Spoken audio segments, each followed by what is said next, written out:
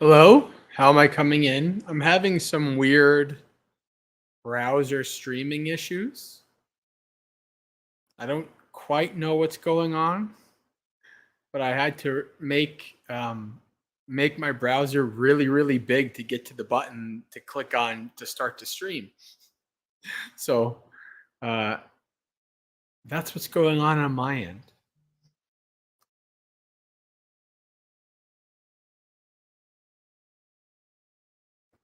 Let's see. Hello, Visaka, Frank, and John.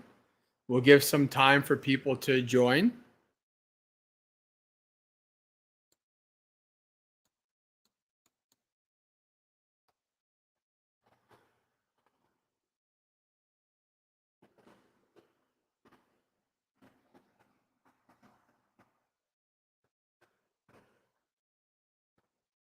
Hello, Metika, Ricky, welcome.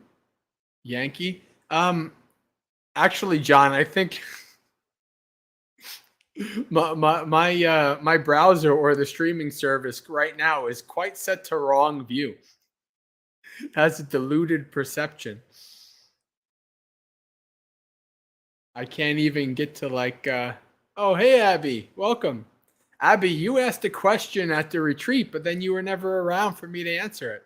So if you'd like me to answer the question, now that you're on, you can say it again, and I'll answer it.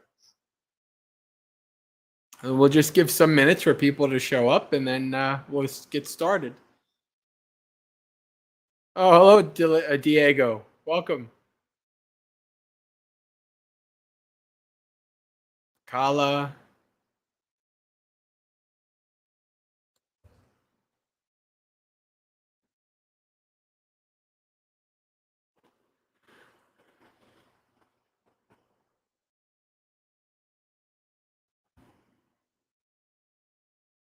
Oh, hello, Sindhu. Welcome.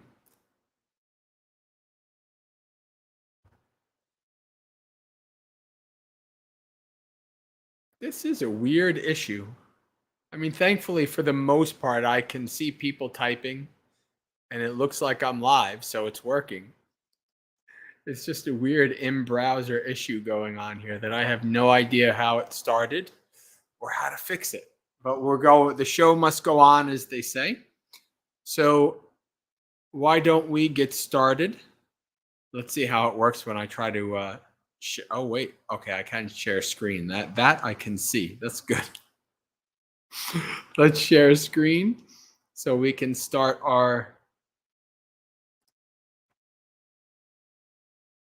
with our chanting.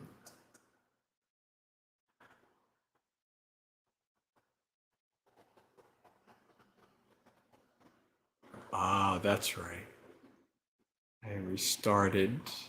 Where was I?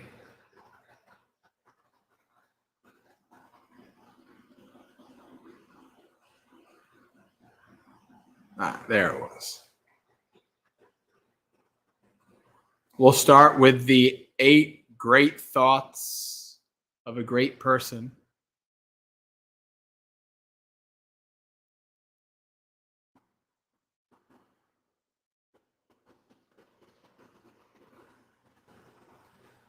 Namo tassa bhagavato arahato samma sambuddhassa.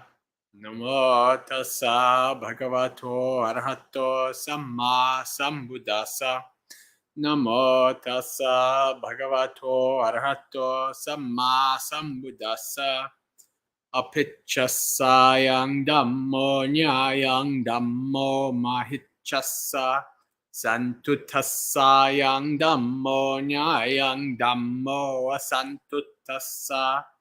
Pavivattasayang dhammo nyayang dhammo sanganikaramassa. Aradhaviryasayang dhammo nyayang dhammo kusitassa. Upattitasitatisayang dhammo nyayang dhammo Muttasatissa. Sammahitasayang dhammo nyayang dhammo vasamahitassa. Panyavato ayang Dhammo nyayang Dhammo dupanyasa Nippapanchara masayang Dhammo Nippapancharatino nyayang Dhammo Papancharatamasa Papancharatino. All right, English. This Dhamma is for reducing desire, not for increasing desire. This Dhamma is for increasing contentment, not for increasing discontentment. This Dhamma is for cultivating seclusion, not for becoming sociable. This Dhamma is for becoming energetic, not for becoming lazy. This Dhamma is for developing mindfulness, not for developing unmindfulness. This Dhamma is for developing composure, not for making restlessness.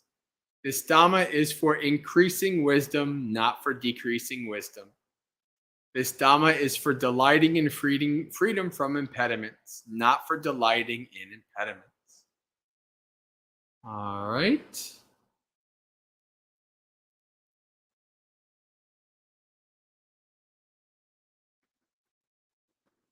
All right, welcome Bella and Gautam. Okay, friends, so it is Monday night, and that means it is time for another Dhammapalooza, our Magga community 2-hour festival of Dhamma. During this festival of Dhamma, we will do a variety of different Dhamma-related activities. We started out with some chanting. Later on, we'll do some meditation. And then, in between then, who knows what will happen, because Dhammapalooza is, as always, a community-guided event. I never put the title of the topic, I never put the topic in the title because I don't know what the topic is. And I don't know what we're going to do. This is the best way to do it. So, as we know, this is a time to put in the chat if you have any questions you'd like me to answer.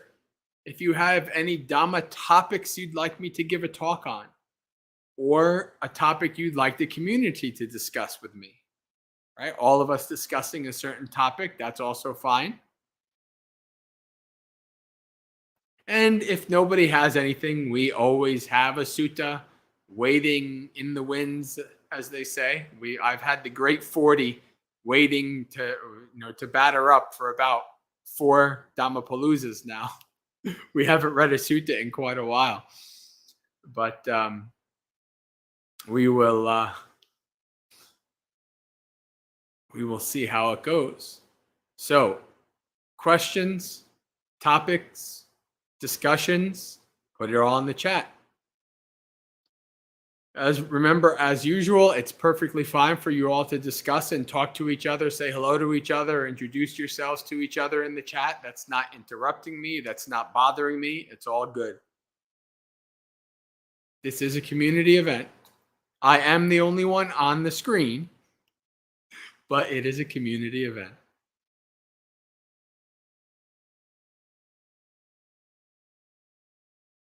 That might not be a bad idea, actually.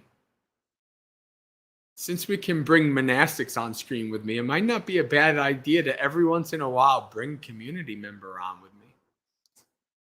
I don't know, maybe they can talk about their path, their practice, this kind of things. Sometimes that's a good thing, although I highly doubt most of you would probably want to be highlighted like that.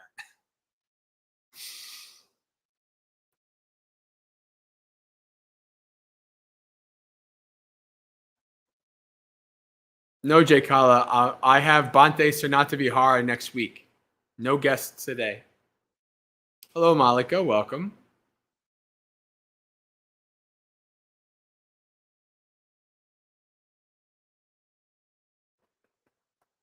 So Abby had a question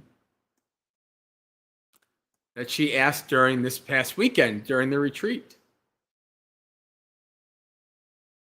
What made you turn to Buddhism? It was more like what made you want to become a monk, wasn't it?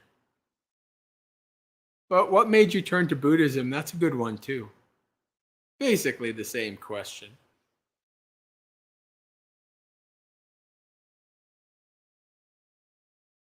I was just on a live stream earlier with Bhante Saranapala, and he asked me to actually give my my background and how I became a Buddhist and then a monk.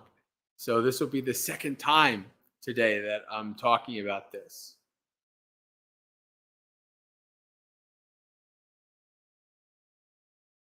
So I was raised Catholic. I went to Catholic school my whole life. Altar boy, youth group leader, the whole deal. And by the time I was 16, I knew I wasn't Catholic. Growing up, it just never felt like it matched my worldview. I kind of feel like I came into the world with a certain worldview, and the world around me wasn't matching it. It just didn't feel right to me.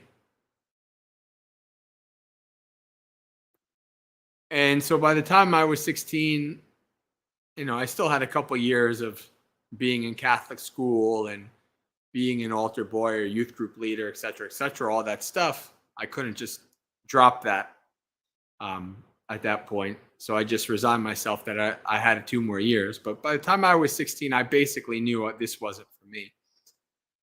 And my major in college, how many times have I said that? My major in college was anthropology. I've always been fascinated with human culture, human religion, all the different ways that humanity has figured out how to live in the world. So I like to study those things. And so from the age of 16 to about 29, I consider myself a student of all religions and a practitioner of none. I just didn't feel like I needed a spiritual path. It wasn't a high priority in my life.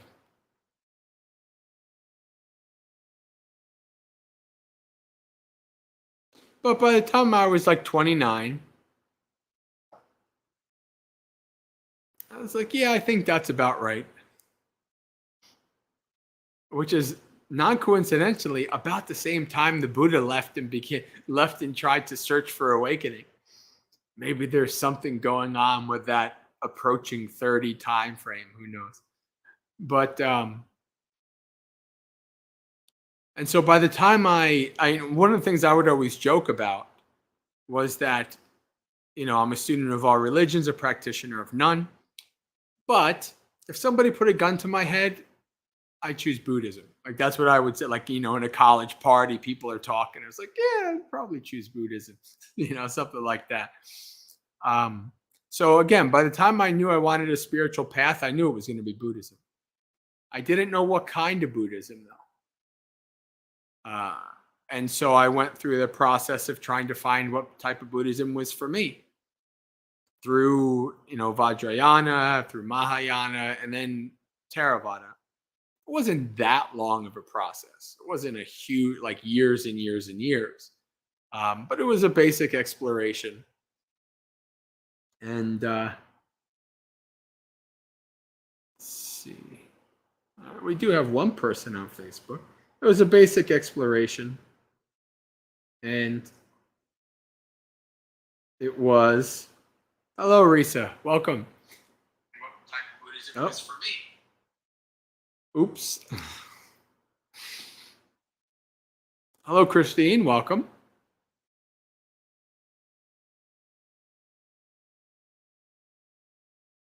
Christine, I think you missed when maybe it was 2 Dhammapaloozas ago, when we had Ajahn Nisabo on. You're in their part of the woods, if I'm not mistaken. But okay. So back to the story. And so again, I felt, okay, now it's time. I want a spiritual path. And Buddhism is going to be it. It's what most matched my worldview, my view on life. And so that's what it was. And then I found Theravada, and I found, online, and I started practicing.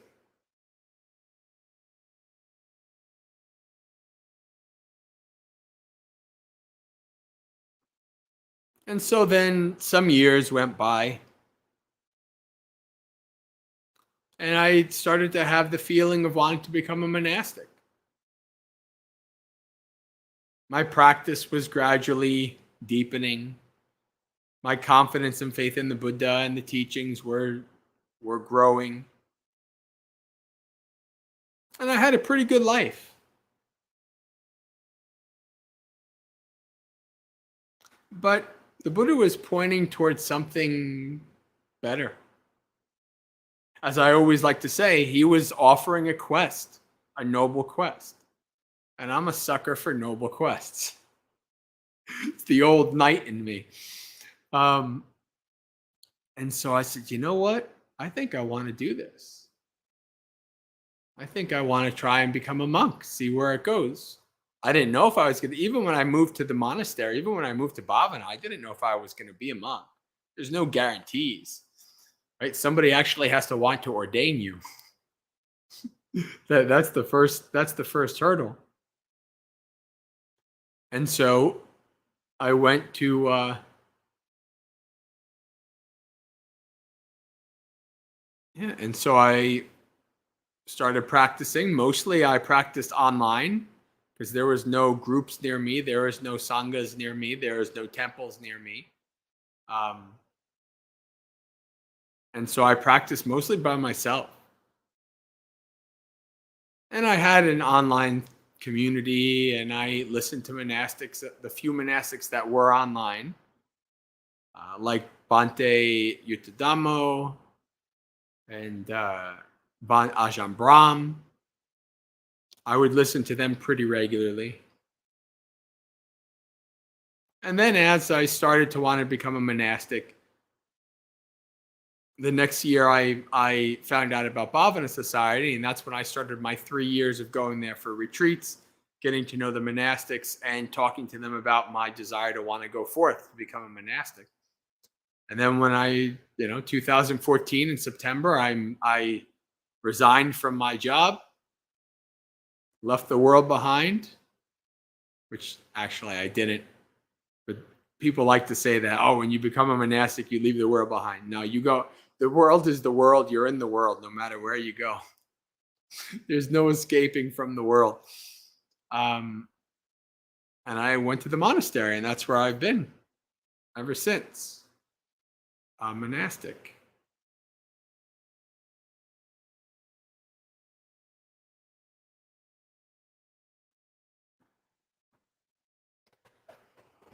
All right. So, any questions, topics? Balan Gautam asked, Bhante, you mentioned Bhante Saranapala, the urban Buddhist monk. Yeah. Every other Monday, he has a community live stream with a bunch of monastics. I'm one of them now. And there's a topic, and the monastics discuss the topic.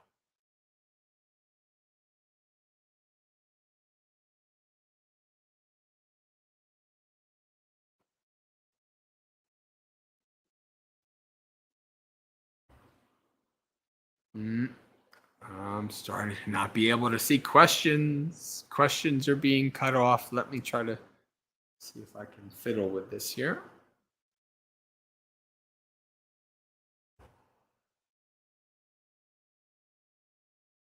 There we go. That's better.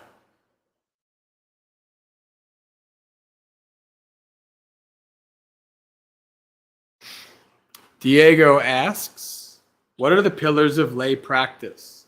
I keep the precepts, donate a percentage of my earnings, do the 5 remembrances and metta every morning, try to eat mindfully, do satipatthana, but haven't moved beyond body contemplation yet.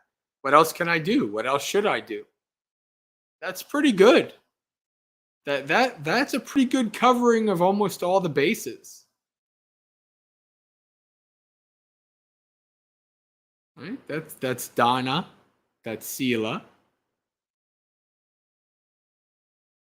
and bhavana, all 3. What else should I do? What I say is, know the Noble Eightfold Path. study it, understand it, memorize it, understand what all the aspects of the path mean, and then start living it. That is what you do. That's what a Buddhist person does. Live the Noble Eightfold Path. Practice the Noble Eightfold Path, which you are doing most of it right there.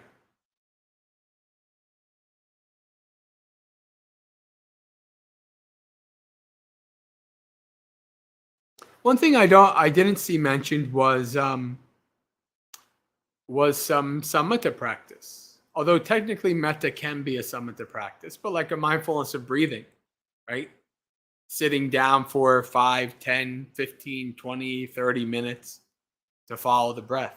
That's an important part of the practice.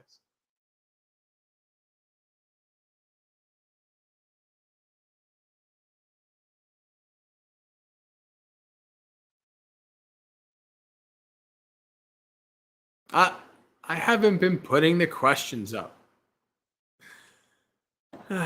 Christine says, what helped you with the deep need for a home? What exactly do you mean by that? Some clarification might be best. John says, if you had one piece of advice for someone that's never been on a meditation retreat but signs up for one at Bhavana, what would it be? Start out with a small retreat, like a weekend, 3 days. Start out small. Don't jump into like a 7-day retreat. It's best to dip your toe in the water a little bit. I mean, have people done it? Yeah. People have jumped into 10-day Goenka retreats, which are insane. For somebody who's never done a retreat and barely meditated to do a 10-day Goenka retreat. But they survived. I mean, that's rough, you know. So I would say ease into it. Take a small retreat if possible. Then another piece of advice would be to understand that you're going to have a withdrawal. Right? You're going to take a couple of days where your mind is not going to want to be there. It's going to want to engage in, what are the entertainments and the activities you normally do. It's like you're spending some time off a drug. So your mind is going to take some time to settle in and settle down. And on a 3-day retreat, that might be the whole retreat. But still, it's still good to, ramp up slowly. On a 7-day retreat, after the first couple of days, once the withdrawals stop, then it's usually a bit more peaceful. The other thing I would say is fully understand, especially on a 7-day retreat, that you're going to have pain and you're going to have suffering, and it's not going to be easy. Don't put yourself under any illusions that it's going to be otherwise. If you have a peaceful, painless retreat, then that's good. Don't expect the next one to be. Expectations equals suffering. Welcome, Judy and Haneke.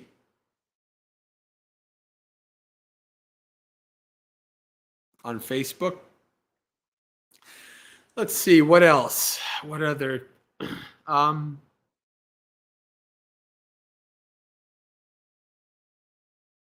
Bring a water bottle, bring a flashlight. Be practical. Turn your phone off and leave it in your car.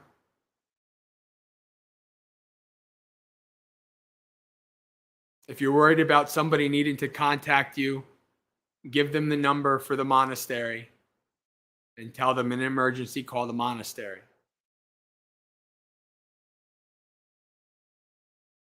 Don't let the phone rule you during the retreat. I used to see that. I would be walking through during a retreat. There'd be people like hiding in the woods on their phone. Things like that. People would be like, well, I have, children and a spouse and yada, yada, yada, yada. And I would say, well, if you've like driven 3 hours to come to the middle of nowhere to do a retreat, but during that time your mind is going to be wrapped up in back 3 hours at home, what's the point of coming 3 hours away to go on a retreat? There's no point to it. You're shooting yourself in the foot to spite your face or whatever statement you want to say.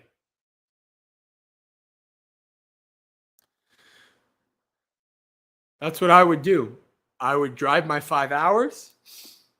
I'd get on the phone. I'd say to, my mom or my dad or my sisters, hey, I made it to Bhavana okay. I'm alive. Talk to you in 7 days. And I'd turn off the phone, leave it in the car, and get out. And that would be that.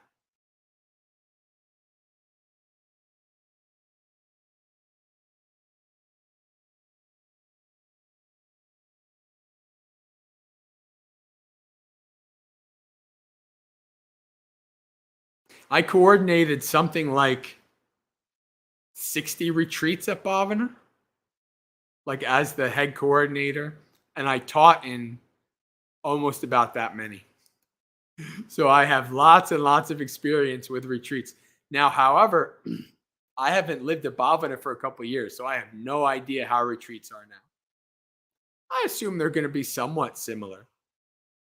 But most of the people who did the retreats when I was there, including myself, are gone. So who knows how retreats are. But I think the tips that I gave you are pretty much universal, whether you go to Bhavana or some other retreat center. Most of those tips are fairly universal.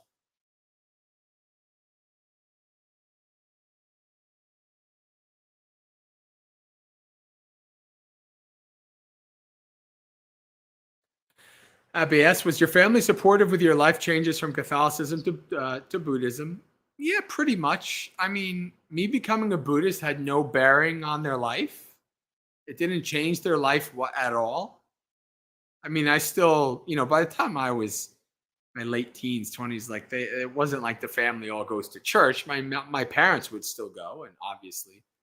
But when we got old enough, we didn't really go to church. But I still would on like holidays, and every once in a while, I'd still go to church with my parents.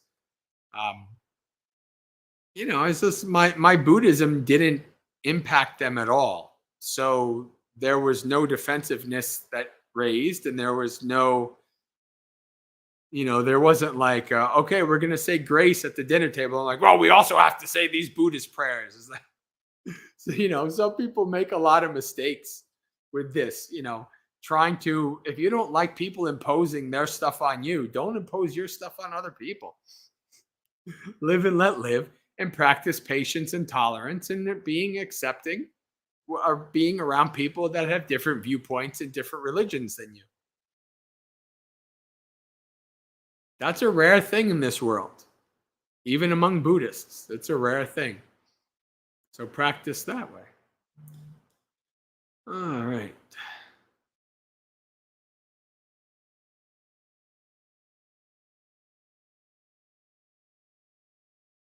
Haneke's saying that they went to a Goenka retreat 14 times for 7 years. Wow, that's a lot of Goenka retreats. All right.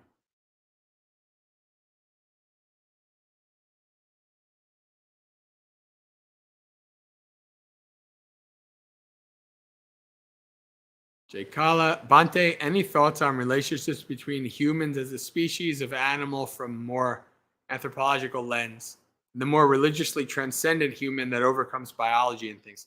Yeah, I mean, I think honestly that is what that is one of the roles of religious thinking in humans.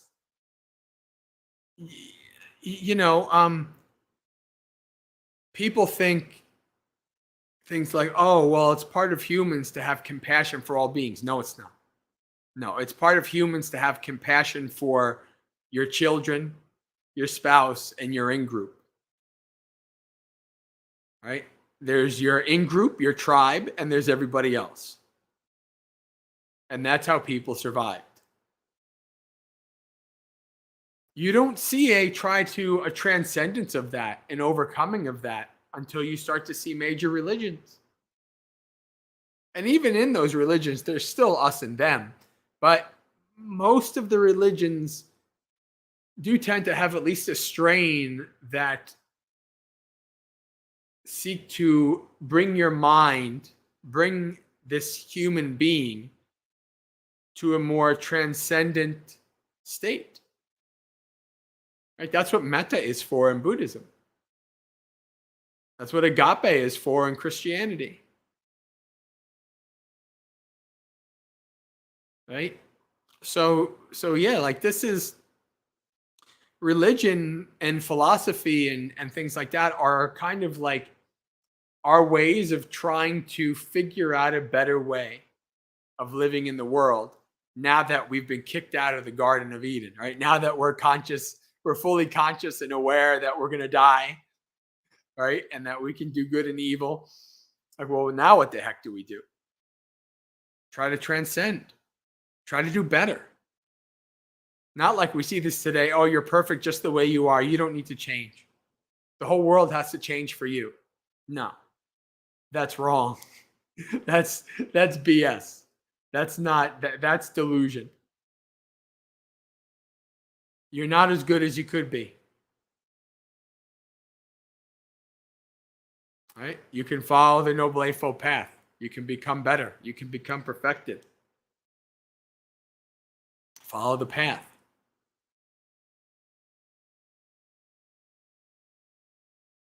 Now, of course, it's not perfect. Obviously, for most people,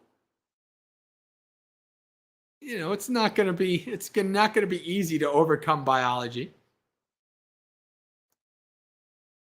But, there's always a small group that maybe might be able to succeed, and a larger group that can try to be better, go further.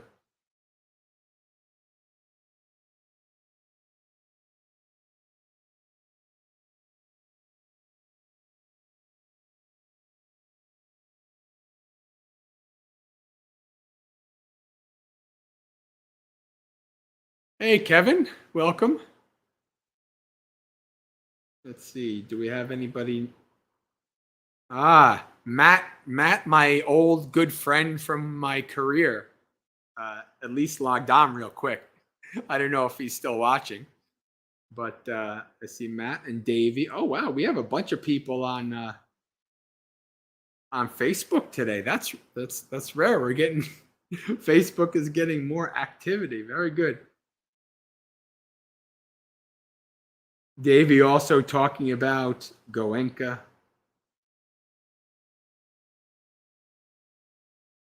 All right.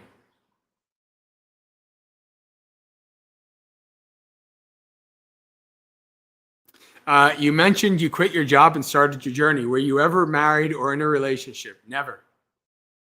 I was totally celibate and monastic from the day I was born. No, I was married.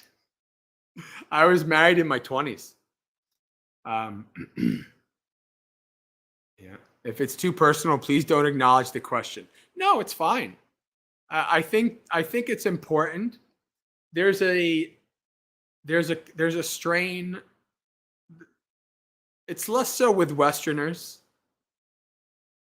less so in the Thai forest teachings, but for most of Buddhism, there's a kind of thought like monastics don't talk about their personal lives. And I think that works in most of the Buddhist countries, but it doesn't quite work for Western converts. Western converts kind of want to hear the journey of somebody, right? This is what when I wanted to become a monk, I tried to find like videos or even articles of people talking about their journey into homelessness, and I found nothing.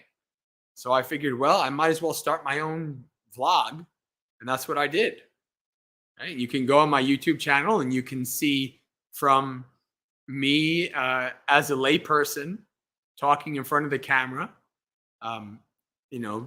multiple years before I left and became a monastic, all the way through to becoming a monastic in 4 years as a bhikkhu. Now, actually, I have to do a video soon for 5 and 6 years as a bhikkhu. But yeah, you can see that. And many people, when I was at Bhavana, people, young guys would just show up and they were just like, "Oh, Bhante, hey." I'm like, "Who are you?"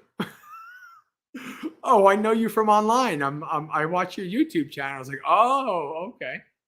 And they would say like, "Oh, your journey into homelessness series is great. Thank you for that, etc." And I say, "Oh, this is very beneficial." Right? So I did it for myself and for others, and it has been beneficial for myself and others. So I think it's a good thing because it's almost like role modeling in a way, right? If the person you're looking up to is a Sri Lankan monk who's been a monk since the time they were 11, there's not much connection there. It's like, well, I mean, okay, I guess, they know a lot about the Dhamma, but there's not a kid that you can't really, the average, Western person who like, we don't have like children becoming priests in America, right? So we don't have that concept. So it's a very alien concept, right? And you have somebody who, so this is what would happen at Bhavana a lot is people would say, "Wow, we really connect with Bhante J. Like we really, we're so happy that Bhante J is can talk about his journey, right? And give, and so that it's beneficial to people. So there's no problem with that. Yeah.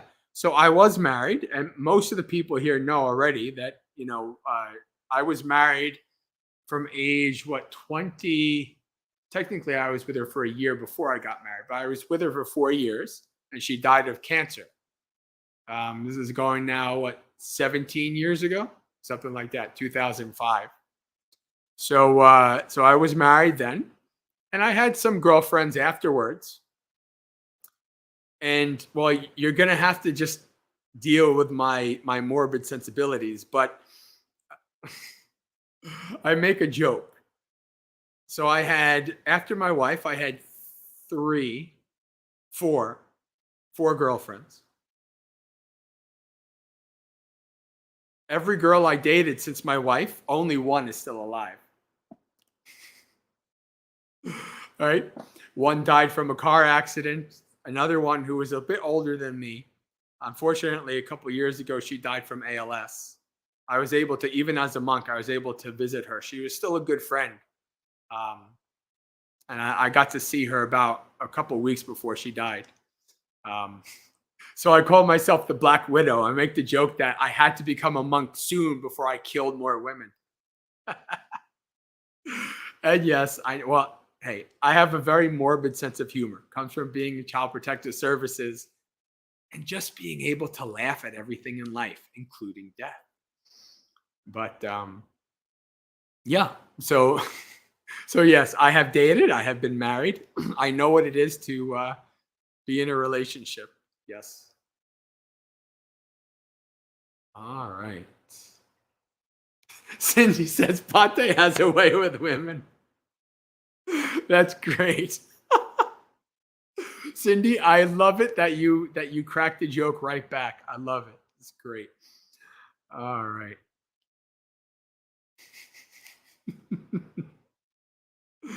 Yes, I'm a Black Widow. That's funny. Or technically Black Widower. Right? Okay.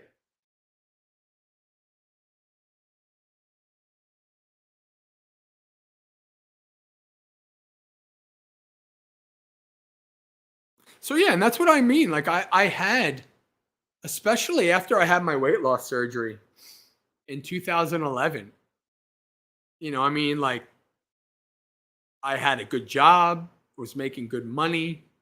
I mean, it was a stressful, crazy job, but I had made peace by that point with it. After about my 3rd year, I made peace with it. After my weight loss surgery, I became very powerful, and I had, like, for the first time in my life, I had like women paying attention to me, because I was always kind of nerdy and I was kind of a little overweight, and I never had good game, as they say. I was never good. Most of my friends in life have been women, and I always made the joke that I I ended up with so many friends as women because I asked them out and they said, "You're such a nice guy. I just want to be friends. I don't want to ruin our relationship, our friendship." Right? So that's how I ended up having so many friends. Like, I would say 90% of the friends in life have been women. Matt, who was watching on Facebook, if he's not anymore, um, Matt was one of the few male friends that I had. Right? We worked in an office with 100 women and 5 guys, and Matt and I were in the same unit, so we would run together and talk about life. It was good having a guy friend. Oh, Davey, a question on Facebook. So that's interesting. But so yeah, that's I guess that'll ask that question. But so yeah, I'm very, in many ways I'm more comfortable around women than men, and that's all. I mean, grew up with 2 sisters and a mother, stay-at-home mom. Um, so, and this even carries into being a monastic. I've been to twice the amount of bhikkhuni ordinations that I have bhikkhu ordinations, and I'm going to another one in California in a couple of weeks. It's just the way it is. All right, that's my comma. Let's see. Going back to questions.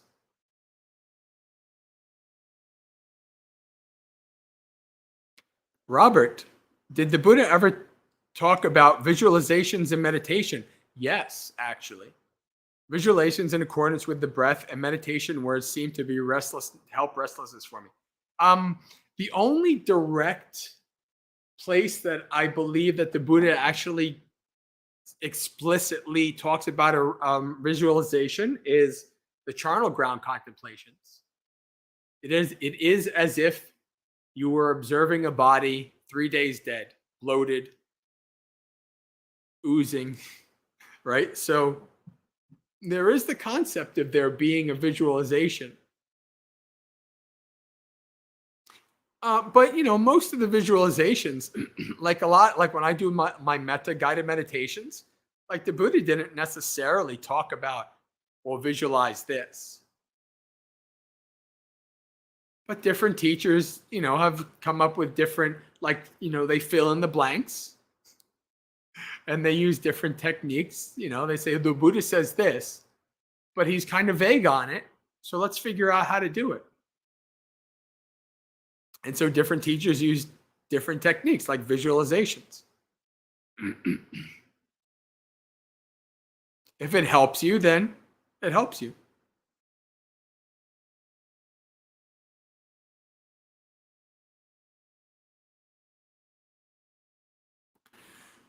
Metika says, "Dear Bhante, would you speak about meditating while listening to Dhamma talks, please? Your personal experience, tips, etc." I've never really meditated while listening to Dhamma talks. I've done I've walked and I've done various activities while listening to Dhamma talks, but never really meditated. For when I meditated, I was trying to do follow my breath or practice mindfulness, satipatthana, etc. So I never tried to make a Dhamma talk like a meditation time. Hey, people do it. But even when I would watch a video, the way I learn the best, if I'm listening to a Dhamma talk and there's a video, there's a monk speaking, I'm watching that monk. I'm fully engrossed in that talk. Now, traditionally they say, well, close your eyes and, if you get into deep samadhi, then you can learn deeply from the talk. And yeah, I'm sure there is something to that. I'm sure if you can get into deep samadhi.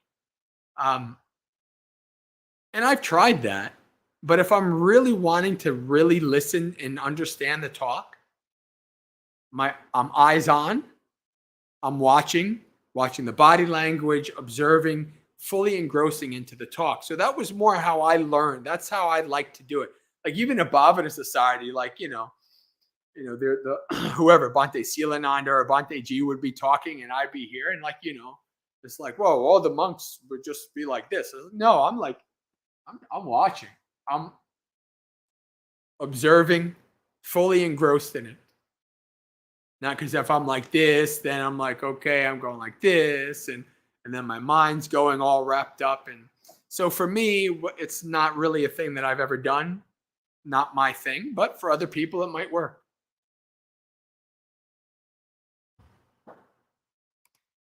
Let me answer the question from Facebook. Hello, Roberto. Moriatis, maybe. David, I have a question. I'm 58 and I felt like I've called to the holy life my whole life. I've had plenty of jobs, some success, but that feeling has long been in the back of my mind. I've now been living at a Burmese Buddhist temple for the last year, but because of the drama there are a lot of lay people, both American and Burmese, living there. I'm on the fence. Should I not? This last year of practice has both benefited and backslid, a strange paradox. Anyway, I'm still want to ordain, but I'm not sure if I should do it here or wait. When you become a Buddhist monastic, you are not tied down to any one place or teacher.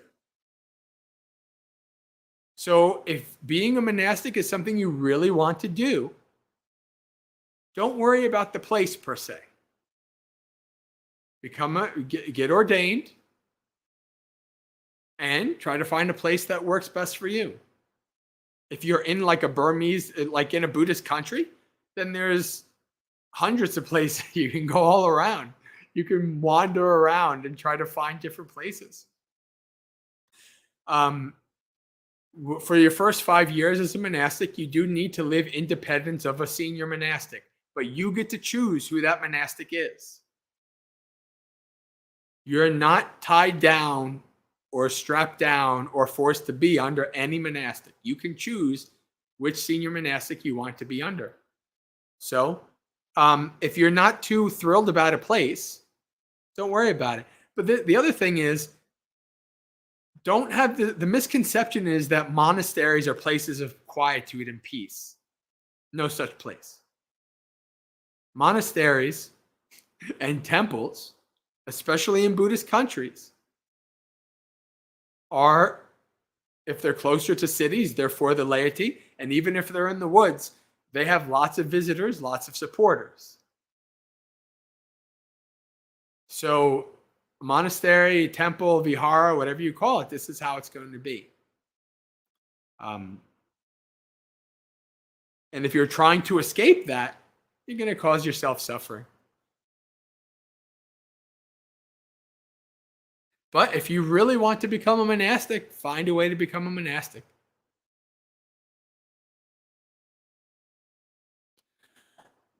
Lots of people here today and lots of questions. It's a heavy question. See, I mentioned about reading a sutta and now all of a sudden there's all kinds of questions. Never fails. I've been wanting to read the Great 40 for a while. Diego, what's your perspective on using Buddha as a mantra for meditation?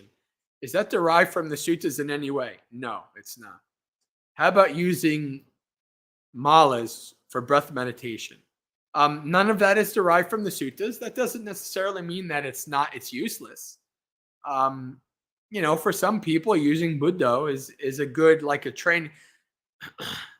Things like Buddha should be considered to be like training wheels on a bike. Like if like when you were young and you were learning how to ride a bike, or you have a child and you put the training wheels to help the child learn how to ride a bike, right? You use those for a time, but then eventually you let go. Right? Buddha is not meant to take you all the way to awakening. As a matter of fact, if you get into deeper jhanas and things like that, there's no vitaka vichara. There's no thought, applied thought, sustained thought for you to keep saying Buddha. Buddha is good for beginners for a while. Eventually, you let it go and you follow the breath.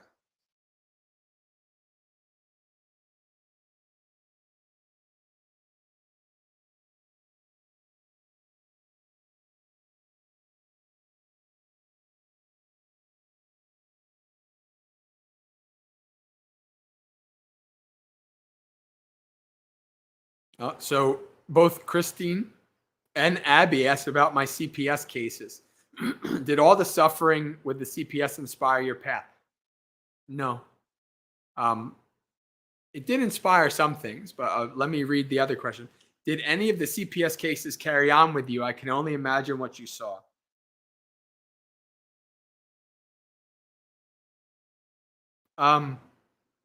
So what Child Protective Services really taught me, I kind of already knew, but this was like a slap in the face for 8 years. You cannot help people, nor can you force people to change. People can only change when they're ready, willing, and able, and you cannot help people until they're helping themselves. That's like an iron law. Right? This is why the Buddha says, right? The Buddhists can only show the way. You yourself must walk the path. Matches completely with Buddhism, at least the Theravada Buddhism, at least the early texts. I saw the full force of the state of New Jersey not be enough for people to change so that they wouldn't have their children adopted by somebody else. It's like, people, you can't bring somebody. What's that old saying? You can bring a horse to water, but you can't make it drink. Pretty similar to the Buddhas. The Buddhas show the way, but you yourself must walk the path. It's this ancient wisdom of you don't really have the ability to help most people. Even though there's like, I want to help people. I know this. I was, like I said, I have the mentality of a medieval knight. I've been wanting to help people since the day I was born. I want to help people. But that mindset is good, but it needs to be coupled with wisdom. Because boy, if you don't do it without wisdom, you cause all kinds of trouble. I know, because I've done it. Right? There needs to be more than just wanting to help people. There needs to be wisdom and mindfulness too. Did any of my cases carry on with me? No. I was pretty well able to leave my cases at home. Every once in a while, I'll think about, one of the kids or whatever, or one of the parents. Like, I wonder how they're doing. Like, one of them actually friended me on Facebook for a couple of years. I'm sure she probably is still friends with me on Facebook, but I haven't spoken to her in years. After I was a monk, which was fine. I mean, it was a couple of years by then. There are ethics of that, of your clients and stuff like that. But yeah, other than that, I don't really, people are in their own lives. And, one of the things that I think about, what I always thought about was like, I had a pretty rough 4 years. Like when I was with my wife, like I was like the poorest I'd ever been, the most tired, the most exhausted, the most it was just an exhausting 4 years. Working multiple jobs, like 12-hour, 14-hour days, 6-7 days a week. It was just an exhausting 4 years. And then after it was over, I got a job where I met people who my 4 years were their whole life. And I was like, okay, I don't really have much to complain about. Like, even when I leave their life, they still have to live that life. And I was like, good karma or whatever that that I don't have to be like that in this life, man. Whew. All right.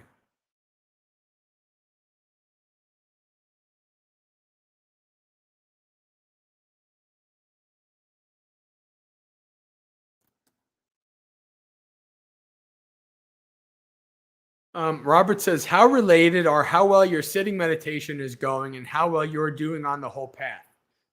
Can one be going well and the other not be going well and vice versa? Yes. Especially if sitting meditation is a struggle for you, like me. Right? It's part of the path. But you might have inclinations and tendencies towards like Satipatthana. You shouldn't neglect the sitting meditation.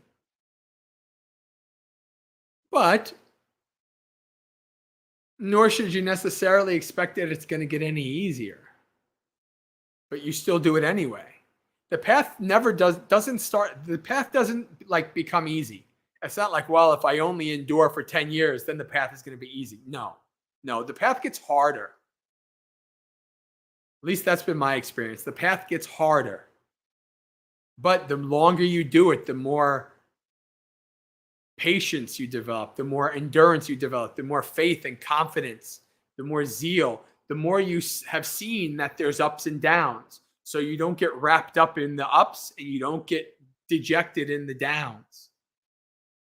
Right? That you've developed experience and wisdom and techniques and understanding of how to deal with what you're experiencing. So the path doesn't get any easier, but you get better. And then sometimes, like one of the things that I'm going through now is a lot of the stuff that I developed over 17 years of practice don't work anymore. So I have to kind of learn new things for the next level. And that's actually quite nice. Because I kind of miss I kind of miss that old days. Like I felt much more zealous back then. It's like, yeah, I'm learning, I'm developing, and I felt like I've been on a plateau in some ways since becoming a monastic. And now that plateau is finally starting to go back up. You know, I'm climbing the mountain again. And even though it's hard, my zeal is coming back. So it's getting good.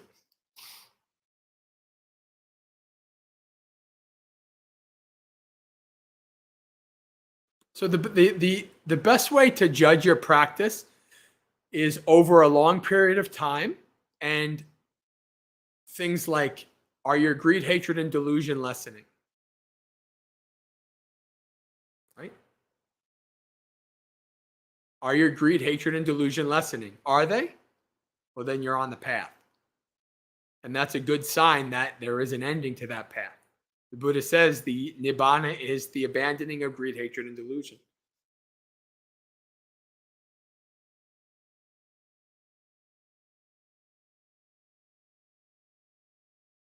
Oh, wow. I made it to the end. I guess the chat went pretty quiet.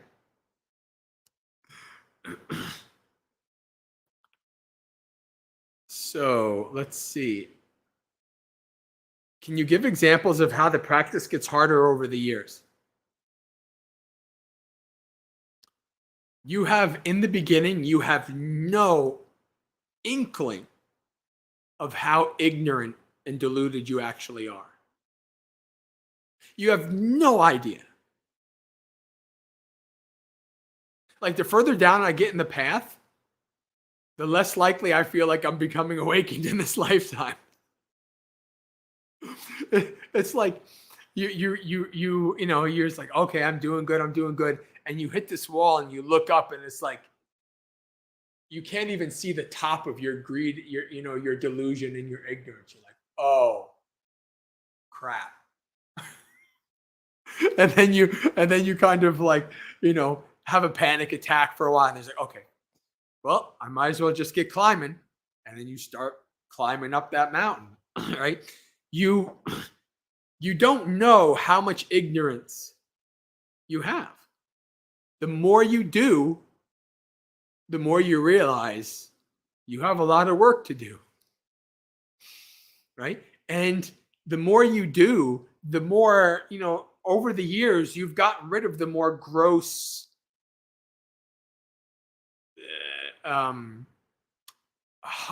gross surface level defilements and problems and issues and habits, but you're going deeper. You're going into more subtle territory, more harder to see territory. You're starting to deal with intentions behind intentions behind intentions. And you're like, what? Am I seeing this right? Like I thought I knew pretty well, but now I don't. It gets harder. It gets much harder. But usually you're better equipped to deal with it. That's all.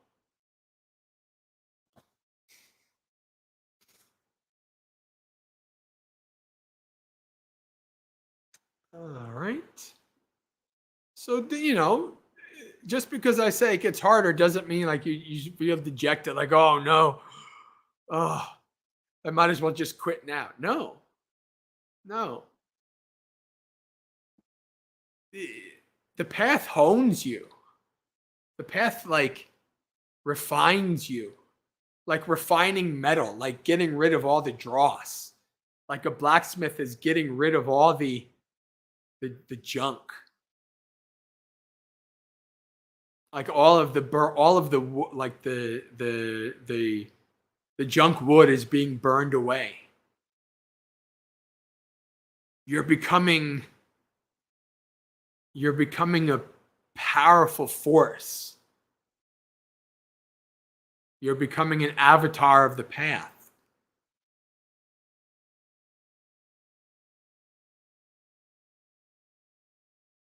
And so, yeah, it's harder, but you're more equipped to deal with it. You would not be able to have any inkling of how to deal with what you're dealing with now if you had to deal with it 10 years ago. It would be like I don't know, a baby trying to build a house. You just couldn't do it. It would be impossible. But you're wiser. You're sharper. You're more insightful. You see things more as they are. You understand. You have pajanati. You know deeply.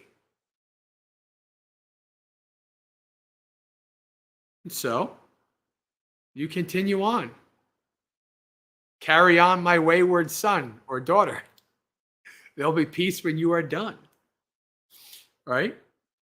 Yes, it gets harder, but you're more equipped to deal with it. And you keep going until the end. All right.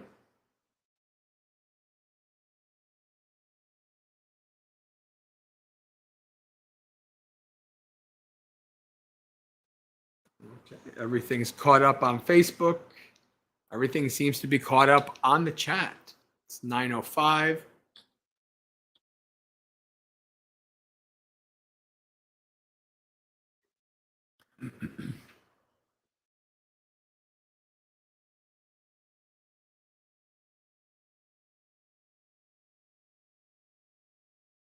Let's see, 9:05. I don't know if we have enough time to read the Great 40 because it's a pretty big one. I don't want to rush through it. Why don't we do our guided meditation? Then afterwards, if there's any more questions, or we can read Dhammapada Verses or do a short sutta. So why don't we do our guided meditation now?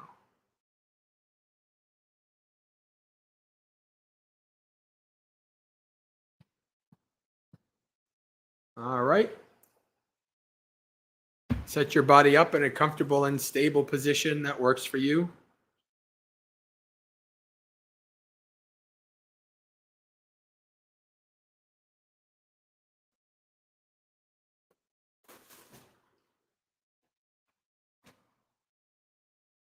We'll spend some time scanning through the body.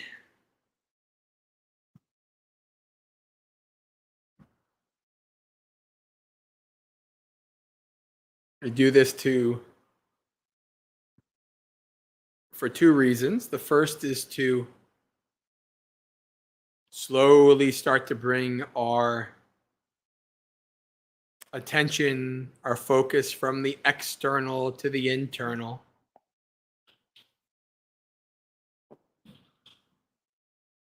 And the second reason is to practice understanding the body and the posture in ever more subtle and deep ways, so that we can make sure that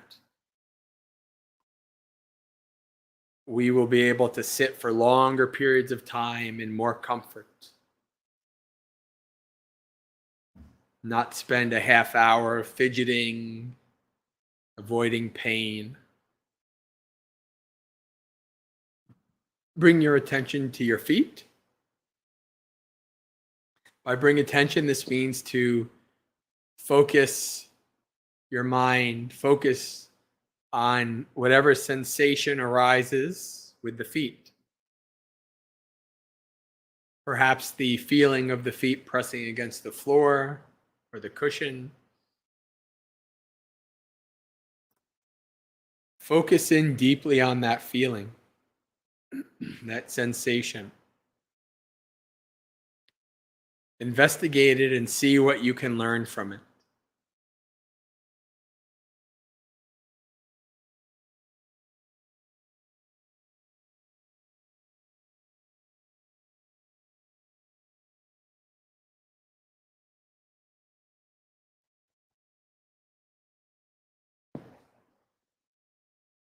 Bring your awareness up through the ankles, into the calves.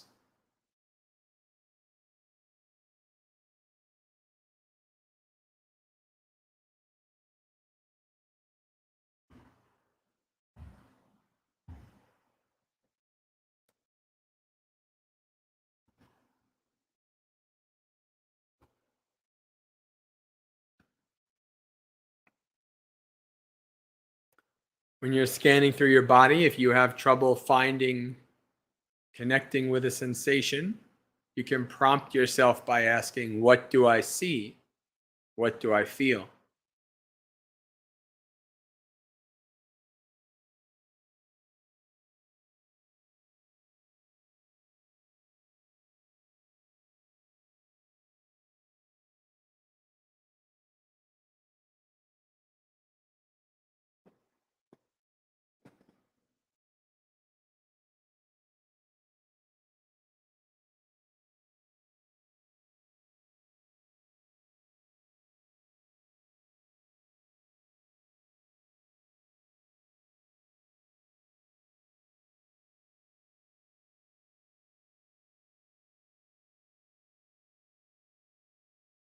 Bring your awareness up through the knees, into the thighs.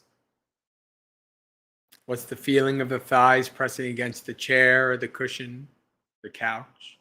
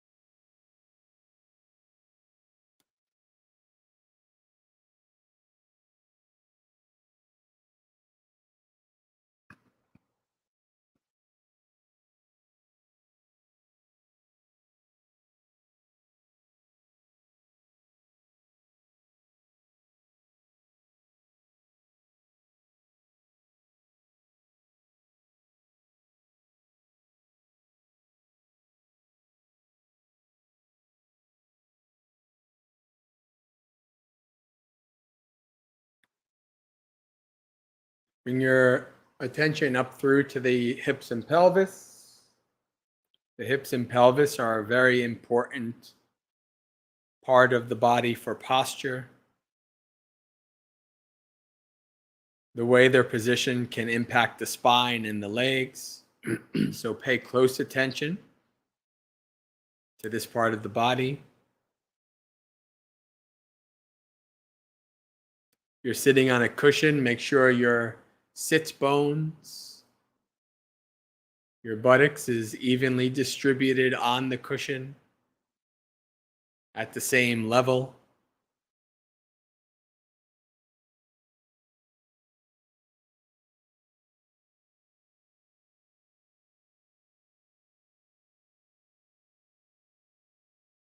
When you're ready, move up the spine through the abdomen and the chest. Check to see that the spine is in its neutral position. If the pelvis is too far in an angle, this can move the spine, making it leaning and slouching, which will cause pain in the back over time. See if you can let the spine rest comfortably, not engaged at all.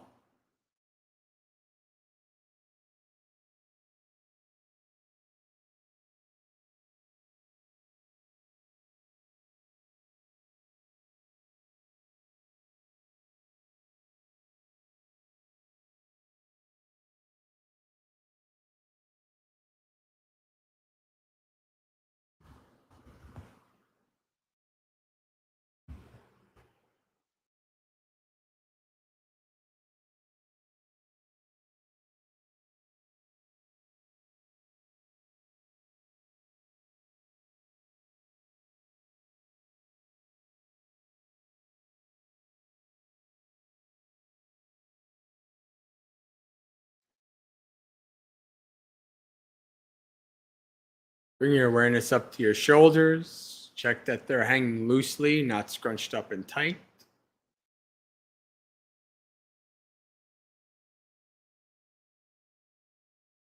Down through to the elbows and hands.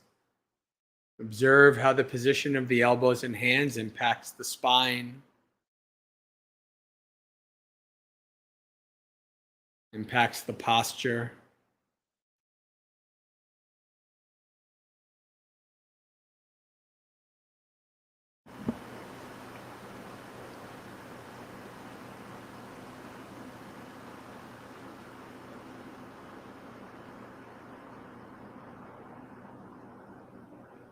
And finally, up to the head. Check that the head is balanced, not leaning or slouching back or forward, left or right, chin parallel to the floor.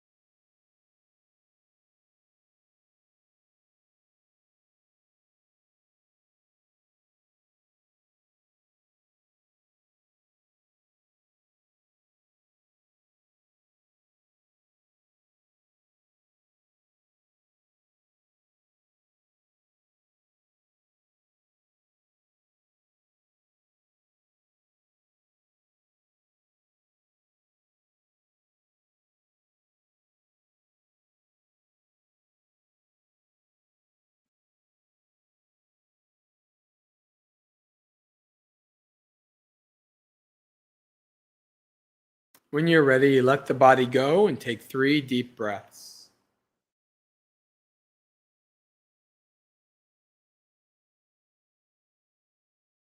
And then let the breath go. From here on in, try not to manipulate or control the breath in any way. This body has been breathing from the moment you were born and will continue to do so until the second you die. It doesn't need you to do its job. Your job is to simply observe, investigate, and abide with the breath.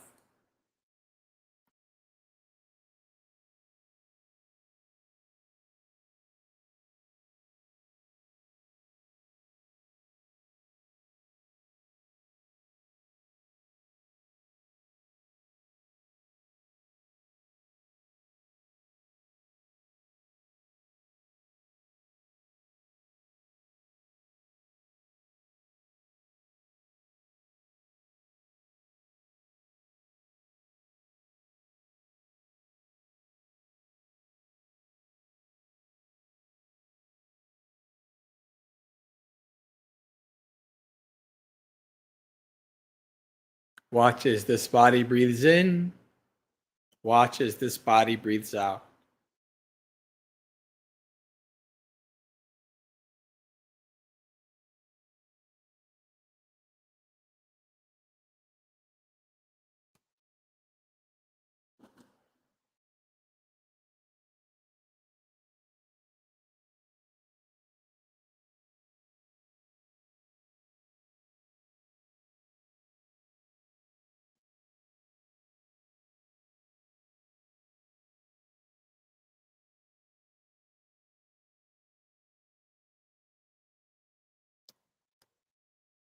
Friends, we come to this meditation with many responsibilities, worries, and burdens, family and friends, work and school, worries about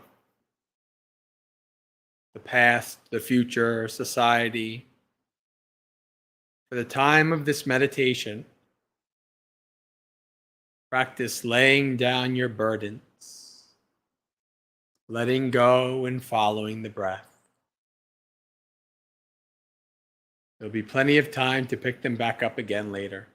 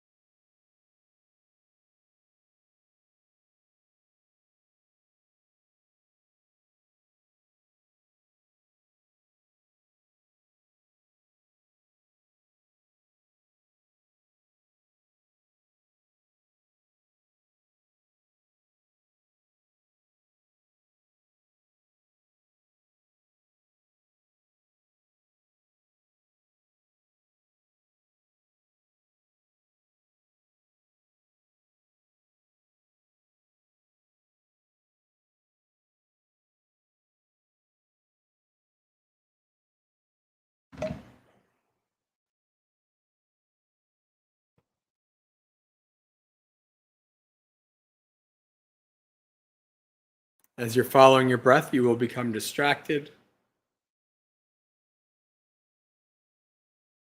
Your mind will become bored and run away to the past or the future, across the world, or an external distraction will arise,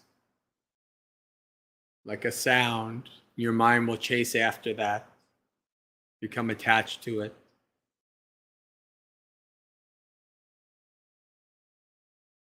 Whenever you get taken away from the breath, after a time, you will slowly start to realize that you've been taken away. At that point, try to bring back all your mindfulness, acknowledge that you have been taken away from the breath.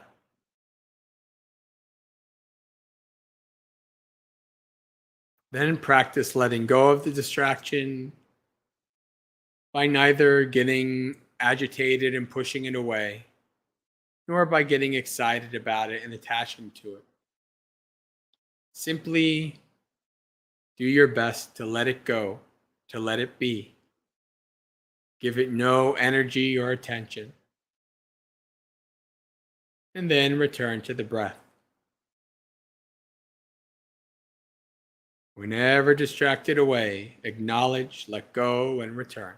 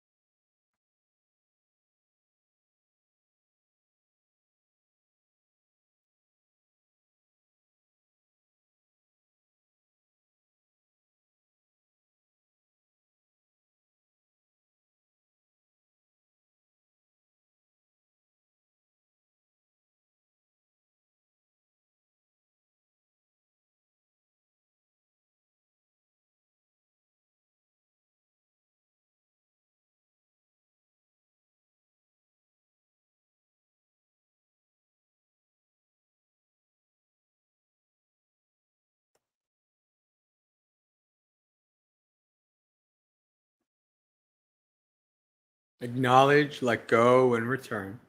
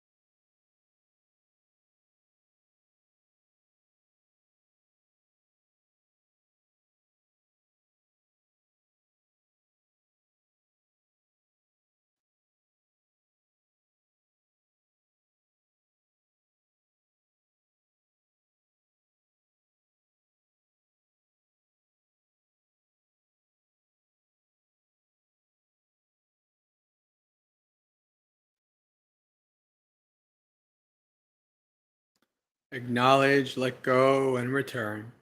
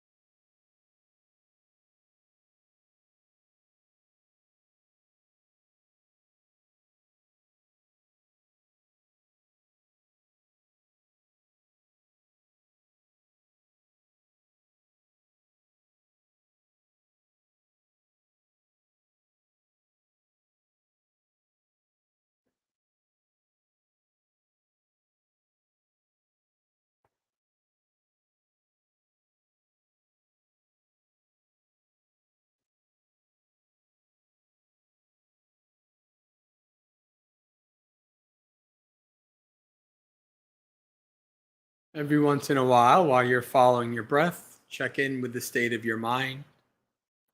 Is your mind becoming more tranquil and peaceful or not?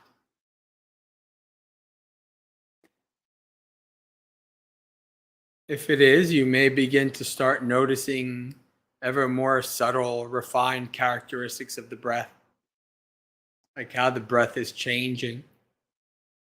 Sometimes the breath is long and deep, sometimes short and shallow. Do your best to follow the breath and observe these more subtle characteristics.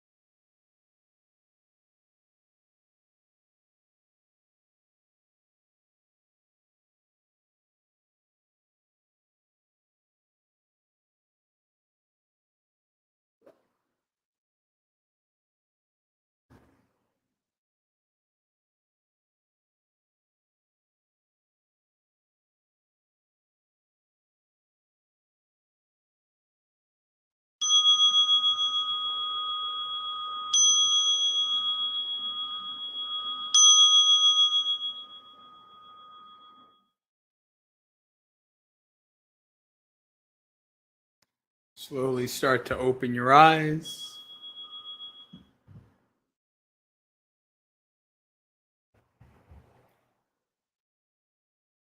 Become aware of the external once more, the room around you, the live stream, Reflect on how your mind has changed since before the meditation, and any experiences you may have had during the meditation. You can reflect on that. And we have about 20 more minutes left of Dhammapalooza before we have to do our final closeout business in sharing of merits. So we have time for Q&A. If anybody has any more questions, we have time for some Dhammapada readings, maybe even a short sutta.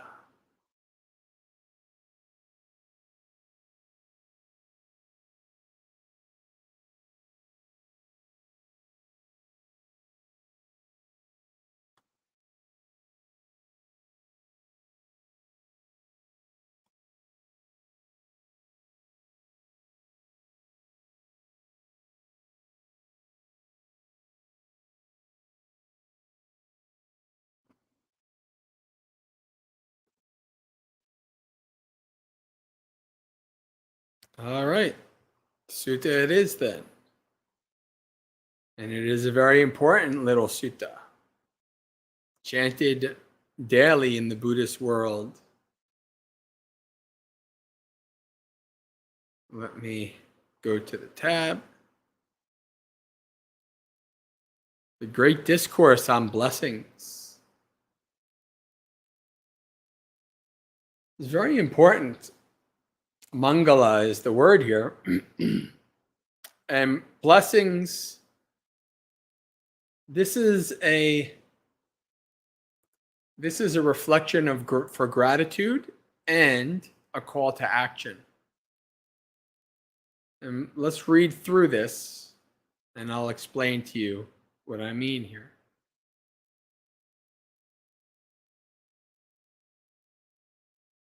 Thus have I heard, on one occasion the Sublime One was living near Savatthi at Jeta's Grove in the park of Anathapindika. Then in the middle of the night, a certain deva of astounding beauty, lighting up the entire Jeta's Grove, approached the Sublime One. Drawing near, she paid homage to the Sublime One and stood to one side. Standing thus, the deity addressed the Sublime One in verse. I don't know if Nishanta is still watching, but hello, Nishanta, if you still are, and Tragan.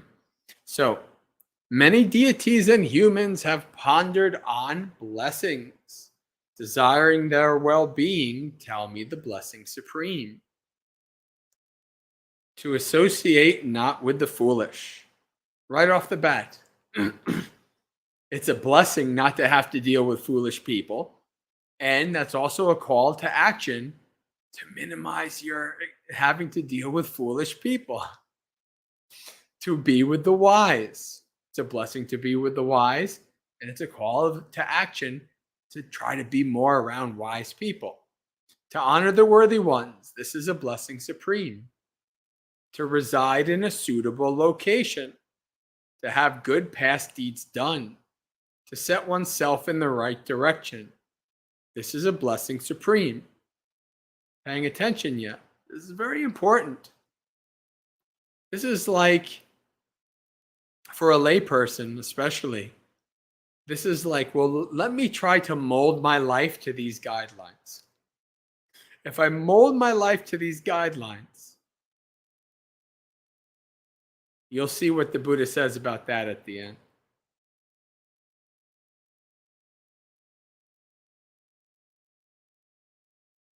Great learning and craft, and a discipline well trained in, and whatever utterance is well spoken. This is a blessing supreme.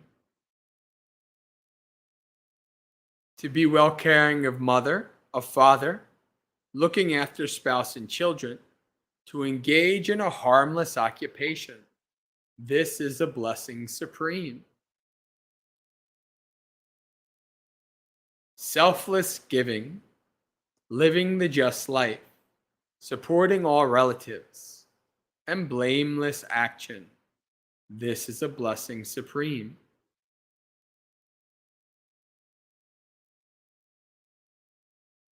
to be reverent and humble, content and grateful, to hear the Dhamma at the right time. This is a blessing supreme.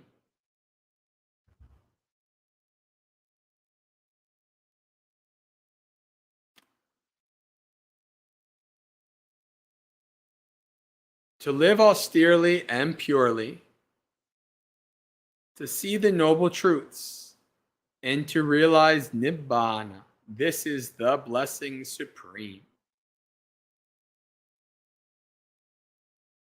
A mind unshaken when touched by the worldly states, sorrowless, stainless, and secure.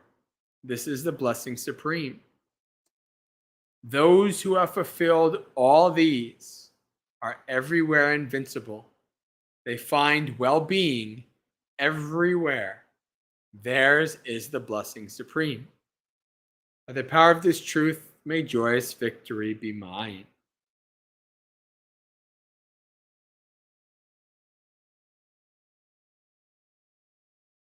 That's a sutta, Mangala Sutta, Maha Mangala, Great Blessings Sutta, that we should all reflect on, we should all act on, mold our lives to fit these blessings, and we will be what? Secure everywhere.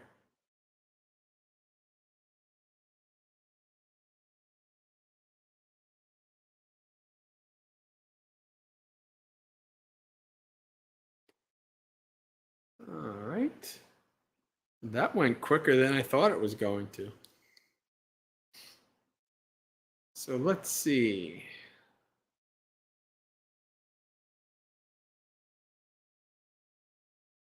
Maybe we can read another small sutta.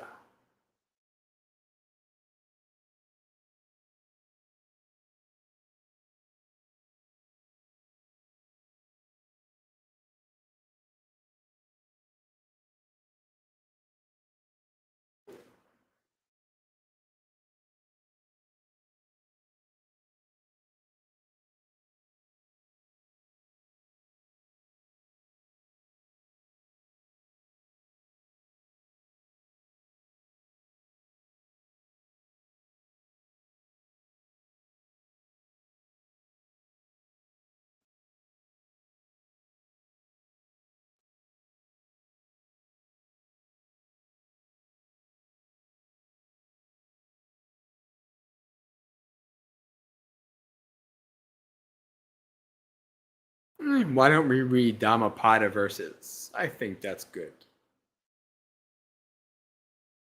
That'll give us a good amount of time, about 10 minutes or so, to read Dhammapada Verses.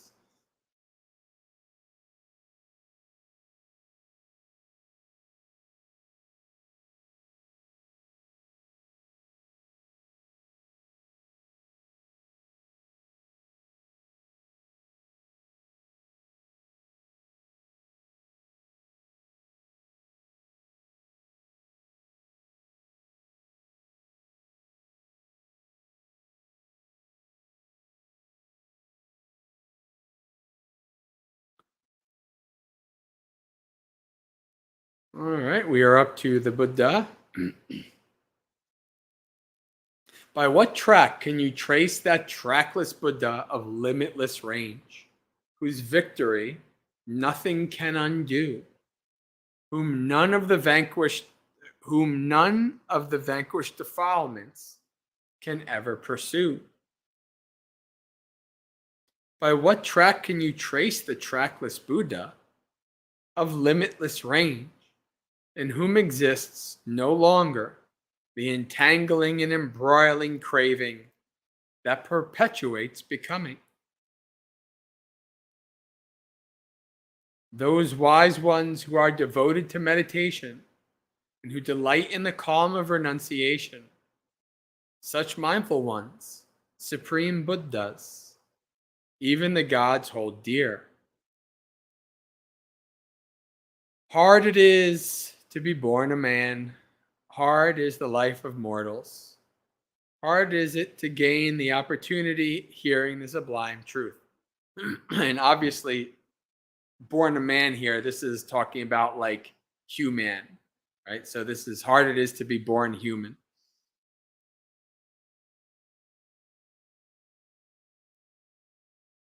Hard it is to gain the opportunity hearing the sublime truth, and hard to encounter is a rising of the Buddhas.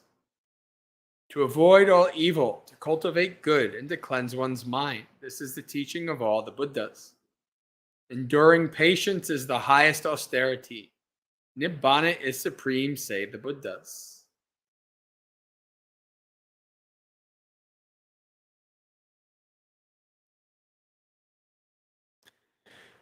He is not a true monk who harms another, nor a true renunciant who oppresses others. Not despising, not harming, restrained according to the monastic discipline, moderating in food, dwelling in solitude, devotion to meditation. This is the teaching of the Buddhas. There is no satisfying sensual desires, even with the rain of gold coins. For sensual pleasures give little satisfaction and much pain. Having understood this, the wise man finds no delight even in heavenly pleasures. The disciple of the Supreme Buddha delights in the destruction of craving. Driven only by fear, do men go for refuge to many places, to hills, woods, groves, trees, and shrines. But such indeed is no safe refuge.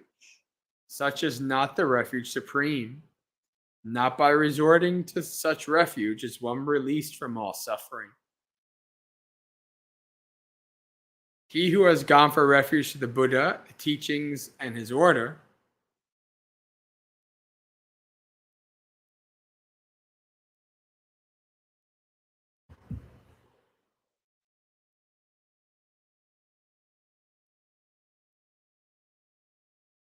penetrates with transcendental wisdom the Four Noble Truths: suffering, the cause of suffering, the cessation of suffering, and the Noble Eightfold Path that leads to cessation of suffering. This indeed is the safe refuge. This is the refuge supreme. Having gone to such a refuge, one is released from all suffering. Hard to find is the thoroughbred man, the Buddha. He is not born everywhere. Where such a wise man is born, that clan thrives happily. Blessed is the birth of the Buddhas. Blessed is the enunciation of the sacred teaching. Blessed is the harmony of the order. And blessed is the spiritual pursuit of the unified truth seeker. He who reveres those worthy of reverence, the Buddhas and their disciples, who have transcended all obstacles and passed beyond the reach of sorrow and lamentation, he who reveres such peaceful, fearless ones, his merit none can compute by any measure.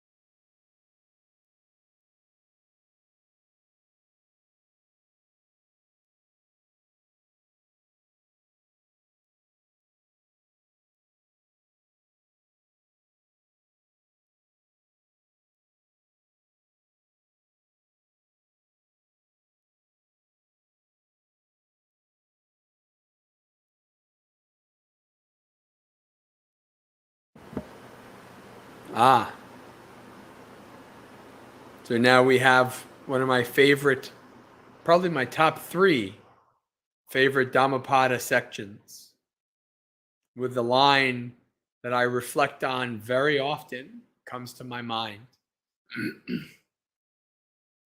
Happy indeed we live, friendly amidst the hostile. Amidst hostile men we dwell, free from hatred.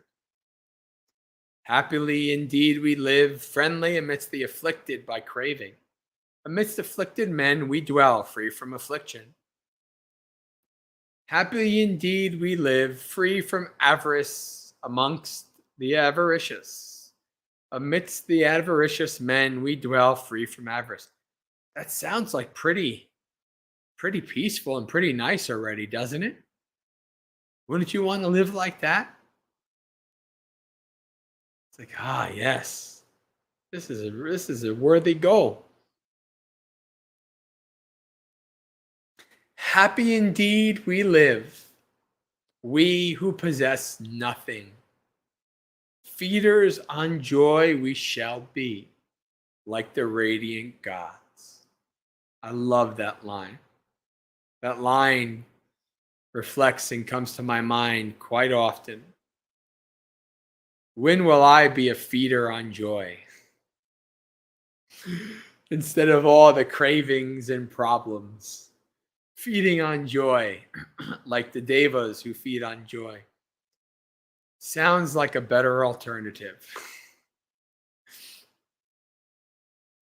Sounds quite nice, actually.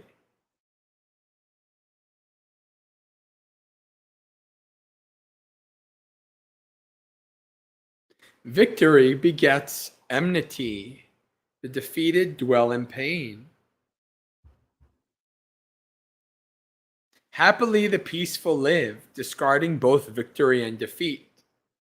There is no fire like lust, and no crime like hatred.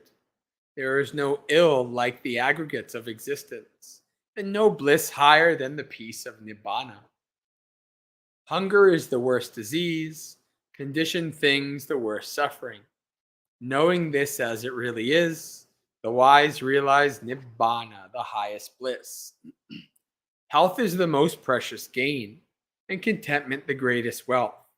A trustworthy person is the best kinsman. Nibbana is the highest bliss. Having savored the taste of solitude and peace of Nibbana, pain-free and stainless he becomes, drinking deeply the taste of the bliss of truth. Good is it to see the noble ones, to live with them is ever blissful. One will always be happy by not encountering fools. Indeed, he who moves in the company of fools grieves for longing. Association with fools is ever painful, like partnership with an enemy. But association with the wise is happy, like meeting one's own kinsman. Therefore, follow the noble one, who is steadfast, wise, learned, dutiful, and devout. One should follow only such a man, who is truly good and discerning, even as the moon follows the path of the stars.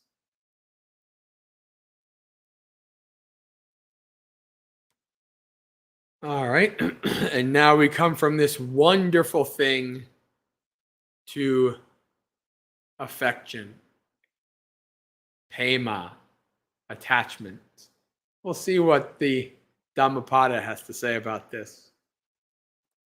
Giving himself to things to be shunned and not exerting where exertion is needed, a seeker after pleasures, having given up his true welfare, envies those intent upon theirs. Seek no intimacy with the beloved, and also not with the unloved. For not to see the beloved and to see the unloved, both are painful. And those are both in the definition of dukkha. Therefore, hold nothing dear, for separation from the dear is painful. There are no bounds for those who have nothing beloved or unloved. Oh, where's Visakha? I don't think Visakha is on. This is comes from the Visakha Sutta. For endearment springs grief. From endearment springs fear. For one who is wholly free from endearment, there is no grief. Whence then fear? From affection springs grief. From affection springs fear. For one who is wholly free from affection, there is no grief. Whence then fear? From attachment springs grief. From attachment springs fear. For one who is wholly free from attachment, there is no grief. Whence then fear? From lust springs grief. From lust springs fear. For one who is wholly free of craving, there is no grief. Whence from then fear? From craving springs grief. From craving springs fear. For one who is wholly free from craving, there is no grief. Whence then fear? People hold dear him who embodies virtue and insight, who is principled, has realized the truth, and who himself does what he ought to be doing. One who is intent upon the ineffable nibbana, dwells with mind inspired, and is no more bound by sense pleasures. Such a man is called one bound upstream. When after long absence a man safely returns from afar, his relatives, friends, and well-wishers welcome him home on arrival. As kinsmen welcome a dear one on arrival, even so his own good deeds will welcome the doer of good who has gone from this world to the next. All right. So friends, we come to the end. Let's do our final business.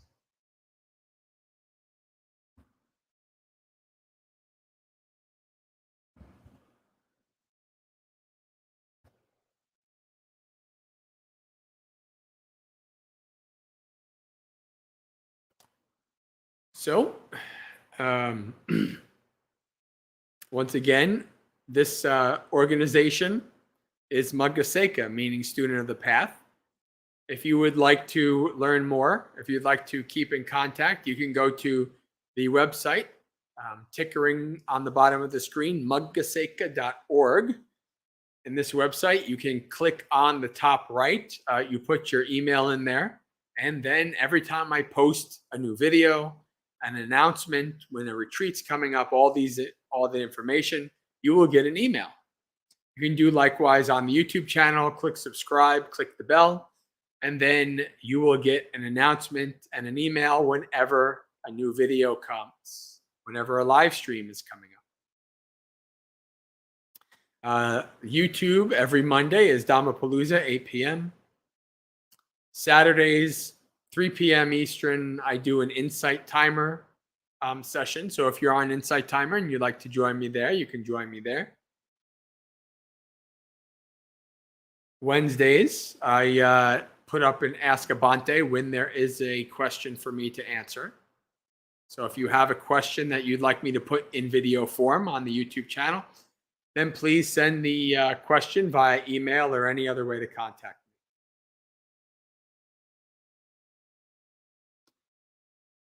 If you'd like, we also have the ability for people to join our Magga Discord community. This is a community that is based in the early Buddhist texts, the suttas. This is both our study and our practice. So we're not a general Buddhist community. We do have a very specific focus. But if learning and studying and practicing from the suttas is something that you think that might be good for you, then you can send an email to the email on the screen, muggaseka@gmail.com, and ask for an invite, and then you will be sent an invite. So why don't we close out with sharing of merits?